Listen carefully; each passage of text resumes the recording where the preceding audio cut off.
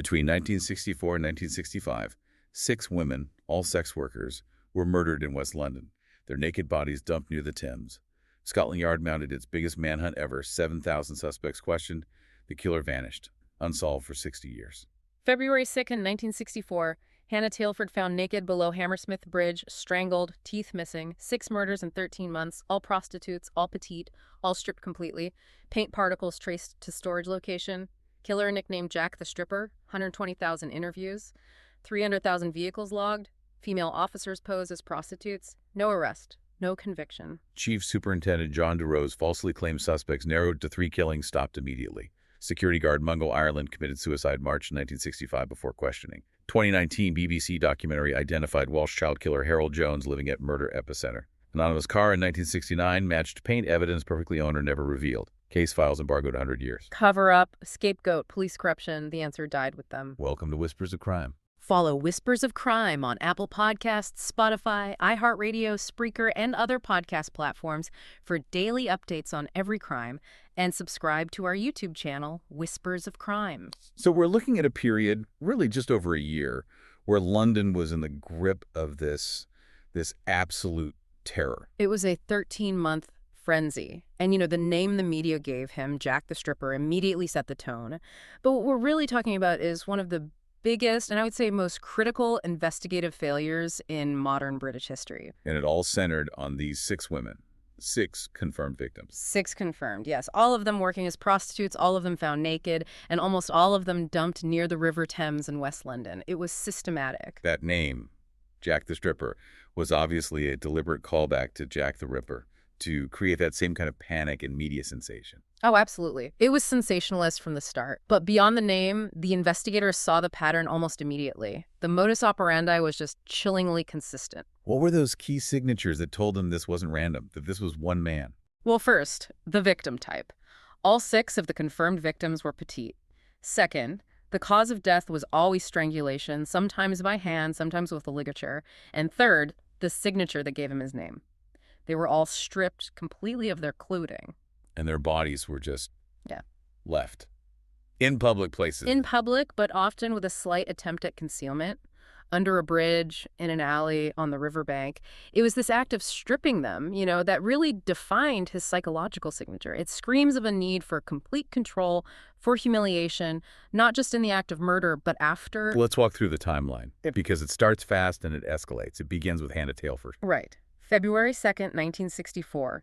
Hannah Tailford, she was 30 years old, found under Hammersmith Bridge. She was the first. She'd been strangled, but the post-mortem, it revealed something truly disturbing. This is more than just the murder itself, isn't it? It is. Several of her teeth were missing, and her own underwear had been forced deep down her throat. That's not just violence. That's a calculated, symbolic act. It feels like he's trying to send a message. It's a profound act of humiliation, of silencing. You could interpret it as him making her, swallow her own shame, or maybe preventing her from speaking secrets. It points directly to a high level of sexual sadism right from the very first victim. And it's only 2 months before the second body is found. Just 2 months. April 1964.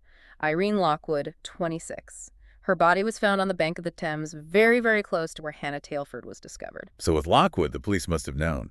This is a serial killer. That was the moment.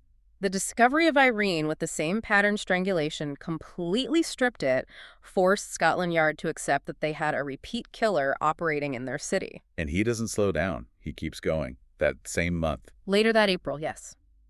They find Helen Bartholomew, she was 22, found in an alley in Brentford, and her body. Her body was absolutely critical to this investigation. Not because the MO changed, but because of what they found on her. Exactly. They found tiny, almost microscopic flecks of industrial paint. This was the first piece of hard physical evidence that would eventually lead them straight to the killer's operational base. It was the key. A key they didn't know how to use yet. The next victim, Mary Fleming, her discovery shows the killer is getting bolder, right? More arrogant? Massively so.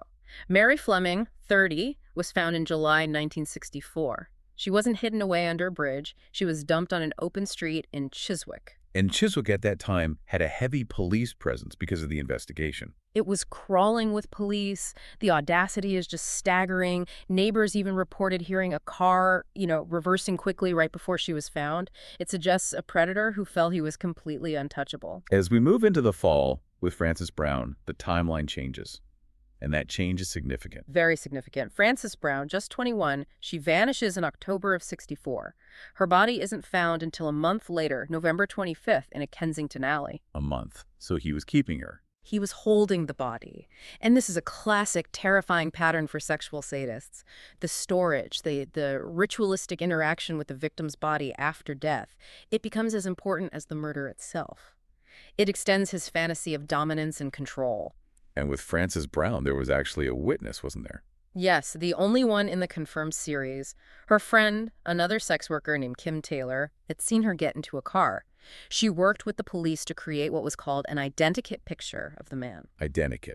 That's the old system with the transparent overlays, right? That's it. Pretty rudimentary technology, pre-drawn eyes, noses, mouths.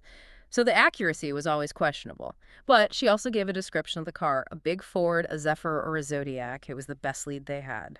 Which brings us to the final confirmed victim, Bridget O'Hara, the one that ties it all together. Bridget O'Hara, 28. Found in February 1965, which marks the end of this 13-month spree. And her body was discovered behind the heron trading estate in Acton. Same place the paint came from. The exact same place. Her discovery didn't just link to the paint. It essentially gave the police the final piece of the geographical puzzle. The killer's lair. Before we dig into that breakthrough, I think it's important to mention that the official count might be low. The sources point to other possible victims. That's right. You can't ignore two earlier cases that fit the profile so well. Elizabeth Figg, found back in 1959 in Chiswick, and Gwyneth Rees, found on a rubbish tip in 1963. And Reese's case is particularly compelling, isn't it? It really is. She was strangled with a ligature, she was stripped, and just like Hannah Tailford, she was reported to have had teeth missing. That detail again, the missing teeth, it's such a specific personal signature. If he was active that early, it changes everything. It does. It would mean this 1964 spree wasn't a debut, but a massive escalation. Maybe he was in prison or the army, something that created a cooling-off period. The police never officially linked them, but the similarities are just too strong to dismiss. Going back to the confirmed victims, you mentioned something striking, that the last four women look very similar. Why is that type so important for understanding the killer's psychology? When a killer narrows his victim profile so tightly petite, similar features, it tells you that the victim is, in a way, interchangeable, but only within the script of his private fantasy. He wasn't killing these women as individuals. He was killing a symbol to fulfill a deep-seated need for dominance. And that's where the social vulnerability comes in. Their profession made them easy targets. Precisely. This is what the sociostructural critique is all about. Serial killers, almost universally, target the relatively powerless. And in 1960s London, sex workers were deeply marginalized. There was an institutional indifference, a kind of victim blaming that was just part of the culture. So the killer wasn't just a sadist, he was an opportunist who knew society placed less value on these women's lives. He absolutely capitalized on it. It gave him a lower risk of detection. It's a horrible thing to say, but the system failed these women long before the killer ever found them. Their memory. Hannah, Irene, Helen, Mary, Frances, and Bridget. That has to be at the center of this story. The moment that should have solved this case, it didn't come from a witness, it came from a microscope. It was all about the paint. It's incredible, really, in a time before DNA, that tiny specks of paint could be the linchpin for a case this huge. It was everything. The forensic teams found these flecks on both Helen Barthélemy and Mary Fleming, and they realized this wasn't just any paint. The chemical makeup was very specific. It was industrial spray paint. So not something you just buy at a local shop. Exactly. This told them the paint came from the killer's environment, his workplace, or somewhere he spent a lot of time. It shifted the entire investigation from the streets to the factories. And they managed to trace it. They did. After a huge amount of work, they traced the unique chemical signature to a car spray paint shop located on the Heron Trading Estate in Acton. Suddenly, this massive industrial park became the center of the entire manhunt. So now they have a location.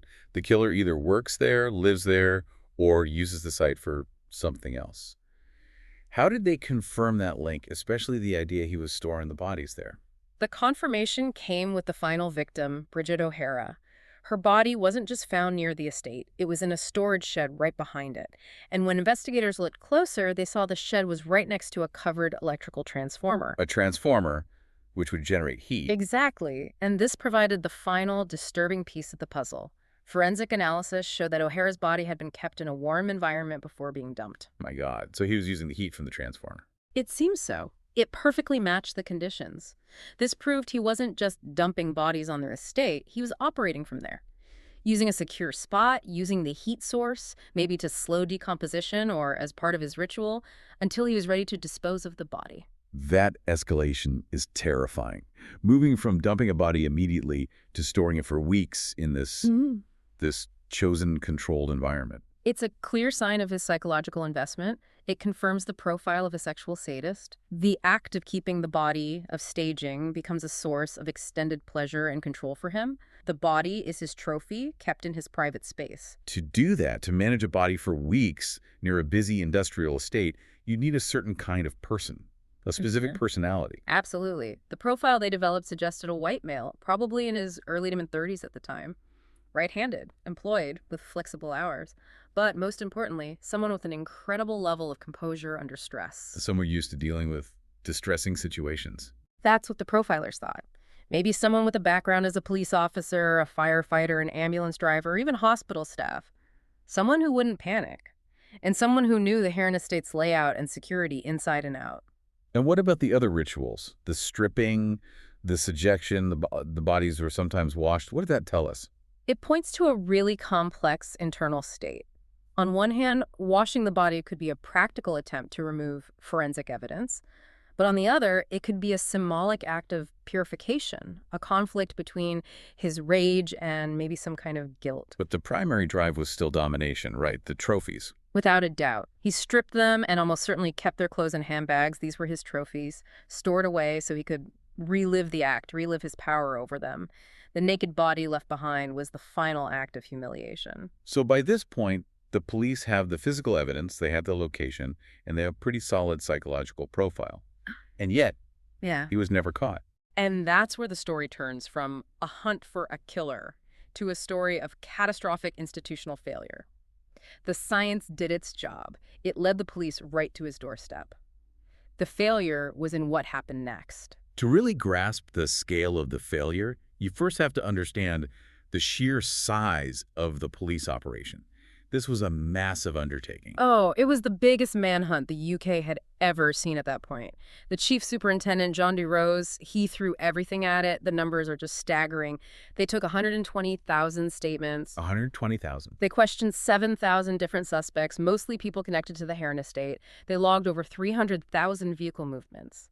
This is an incredible effort. And they used that controversial tactic of using female officers as decoys, didn't they? They did. They had policewomen posing as prostitutes in Hammersmith and Notting Hill trying to bite the killer.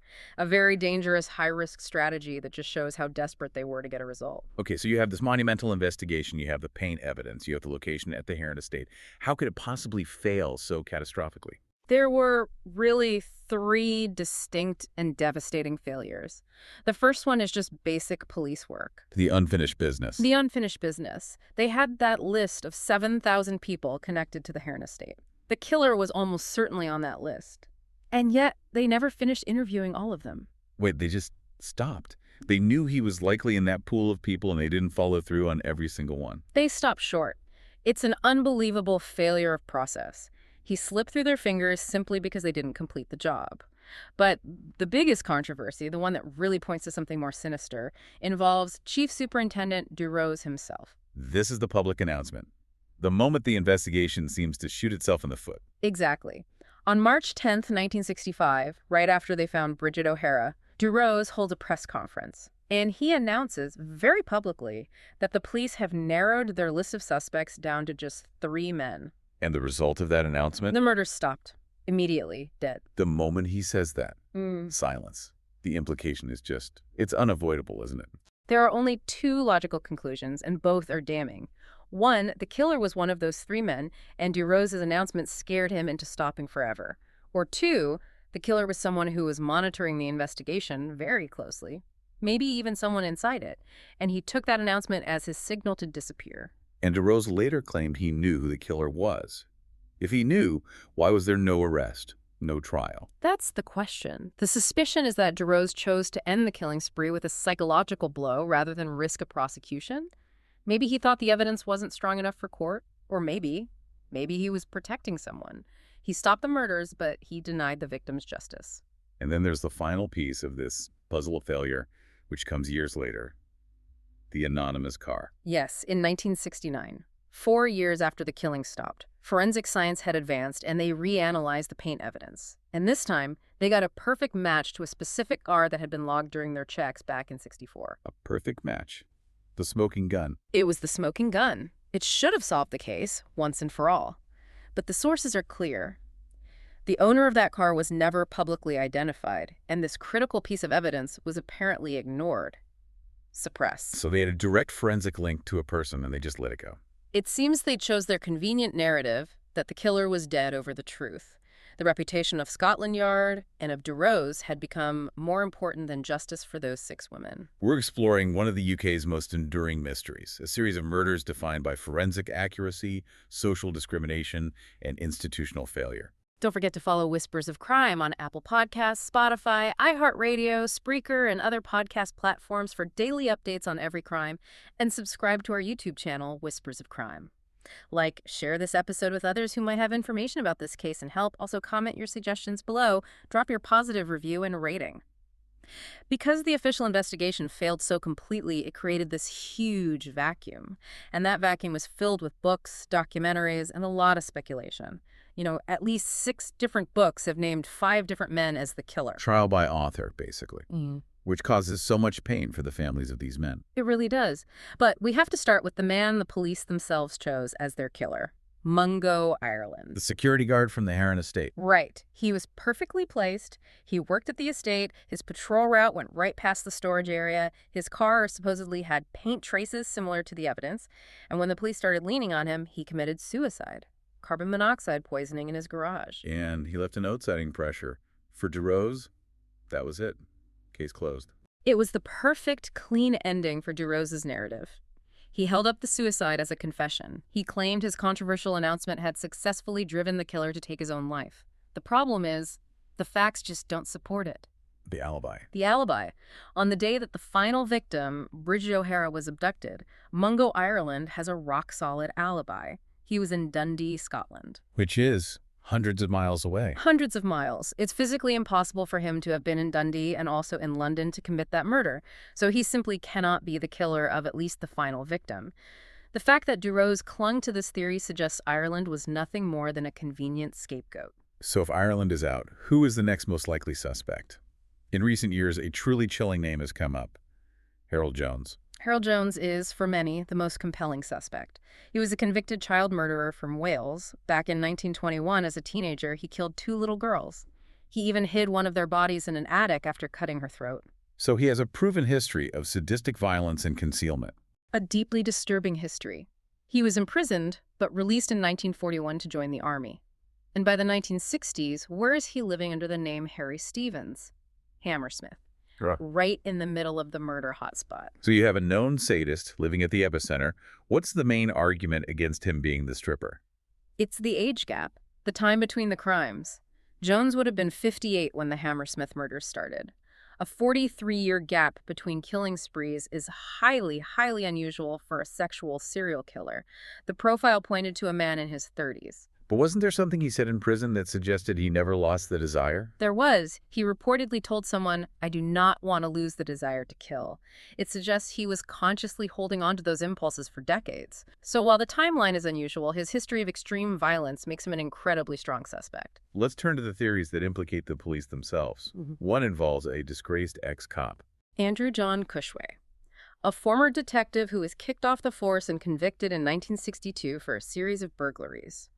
The theory, mainly from the author David Seabrook, is that Cushway committed these murders as the ultimate taunt to the police force that rejected him. But that's a huge leap, isn't it? From petty burglary to ritualistic serial murder. It's a massive leap, and there's no evidence to support it. There's nothing in Cushway's record to suggest a capacity for this kind of sexual violence.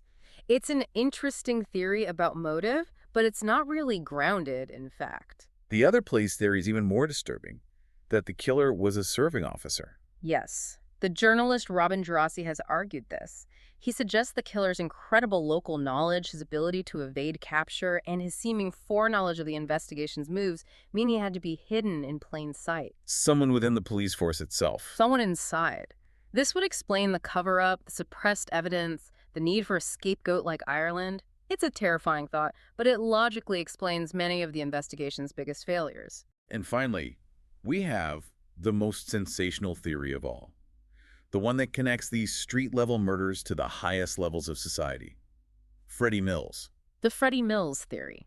Mills was a former world champion boxer, a celebrity in the UK. This theory links the murders directly to the biggest scandal of the era, the Profumo affair in 1963. Which involved government ministers, sex, and Cold War spies. All of it.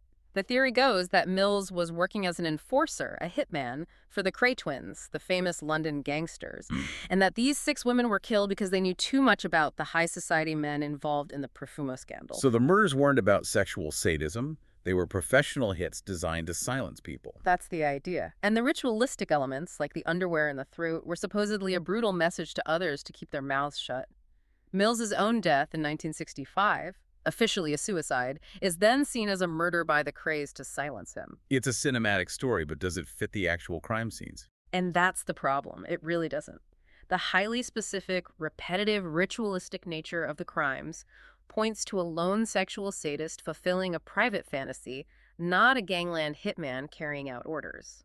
The Mills theory is compelling drama, but it just doesn't align with the forensic or psychological evidence. So what we're left with is a collection of theories, all born from that initial failure to properly investigate and convict the real killer. Exactly. The choice to protect the official narrative around Mungo Ireland allowed the truth to fracture into all these different possibilities, leaving the case colder than ever. When you pull back and look at the whole picture, it seems the failure here wasn't just procedural, it was cultural. It was rooted in a deep-seated indifference to who these women were. The class and gender dimension is absolutely central to this case. Academic studies of serial murder in the UK show this pattern again and again. Killers target the powerless because they know society, and by extension the police will invest less in finding them. If these had been 6 daughters of members of parliament, the 1969 car evidence would never have been buried. Of course not. The case would have been reopened instantly. The files wouldn't be sealed. The context of the Profumo affair is so important here. The establishment was already reeling from one scandal involving sex and power. The idea that another one could be brewing, potentially linking powerful men to these murders. The motivation to cover it up would have been immense. Immense. Whether it was a senior police officer or someone connected to politics or high society, the institutional reflex would have been to protect the system, not to find justice for 6 prostitutes. That sounds harsh, but it's the most logical explanation for the cover-up. Which brings us to the final and most outrageous act of this cover-up, the 100-year embargo. It's almost unbelievable. The official Metropolitan Police files on the Jack the Stripper case are sealed from the public. They are under a 100-year embargo, meaning they cannot be opened until the year 2065. A full century of silence. What could possibly justify that? Under UK law, what kind of information gets locked away for that long? Typically, only files containing the most sensitive information, things related to national security or evidence of corruption at the very highest levels of government or the police, sometimes to protect members of the royal family. So the act of sealing the files is, in itself, the strongest evidence that they're hiding something explosive. It is. If they truly believed Mungo Ireland was the killer and the case was closed, there would be no reason for this level of secrecy. The embargo effectively confirms that the files contain information that would be profoundly damaging to the reputation of the police or the British establishment. And it also slams the door on any future investigation, doesn't it? It prevents modern science from ever solving this case. It denies justice permanently. Any physical evidence that might still exist, fibers, hair, anything that could now be tested for DNA is locked away. The identity of the man who owned that car in 1969 will remain a secret. The state has actively ensured that this case will remain unsolved. It's a complete institutional betrayal. The killer, if he was in his 30s, in the 60s, is almost certainly dead now. Is there any hope at all of ever knowing the truth? The chances of a proactive investigation solving it are zero. The embargo guarantees that. The only faint glimmer of hope, and it is faint, comes from the killer himself. A confession. A confession. Mm-hmm. Forensic psychologists say that sometimes, as very old men, especially those suffering from dementia, long repressed traumatic memories can resurface. A deathbed confession to a nurse or a family member. Or perhaps he left a letter to be opened only after his death. A final act of conscience. It's the only path left. Without it, the truth died with the killer, and the names of those 6 women will be forever tied to an investigation that deliberately chose secrecy over justice. The terrible truth of the Hammersmith Nude Murders is that the lack of social value placed on the victims' lives created the structural condition that allowed the institutional failures to occur. It enabled the cover-up, the scapegoating of Mungo Ireland, and the suppression of the crucial 1969 car evidence. We must look beyond the sensational moniker of Jack the Stripper and remember the 6 individual women whose lives were so brutally and unjustly taken. Their denial of justice, formalized by a 100-year embargo, stands as a stark indictment of the priorities of 1960s British institutions. We owe it to their memory to continue pushing for accountability regarding the ongoing secrecy surrounding this critical case. Don't forget to follow Whispers of Crime on Apple Podcasts, Spotify, iHeartRadio, Spreaker, and other podcast platforms for daily updates on every crime, and subscribe to our YouTube channel, Whispers of Crime. Like, share this episode with others who might have information about this case and help. Also comment your suggestions below. Drop your positive review and rating. If you have any information, no matter how small or historical, related to the Hammersmith Nudes murders concerning Hannah Tailford, Irene Lockwood, Helen Bartholomew, Mary Fleming, Frances Brown, or Bridget O'Hara, please contact your local law enforcement. Even 60 years later, these women deserve justice.